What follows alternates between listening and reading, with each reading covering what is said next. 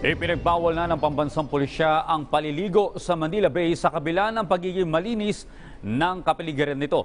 Ito'y alinsunod sa unang babala ng Department of Environment and Natural Resources ukol sa level ng dumi ng tubig sa Manila Bay.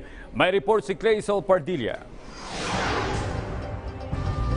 Kung hindi nagtatampisaw, nagsiswimming o di kaya ay nagsasunbathing ang iyong makikita sa Manila Bay.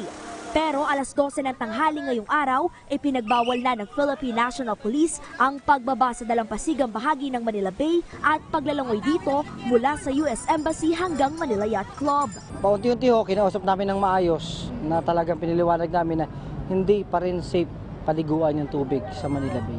Malungkot po. Kasi? Bawal na po mag-swimming. Pinaalis kami ng mga pulis. Bakit daw?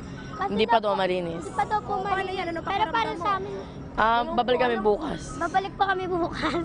Makailang ulit nang nagbabala ang Department of Environment and Natural Resources at Department of Health na hindi paligtas paliguan ang Manila Bay dahil sa taas ng level ng dumi ng dagat na maaring pagmulan ng diarrhea at sakit sa balat. We're still doing the rehabilitation, ongoing pa siya. Water sample nito, yung quality is not still within standard. Sa tansya ng PNP, papalo hanggang 1,000 individual ang bumisita sa Manila Bay. Mahigpit na seguridad ang ipinatutupad.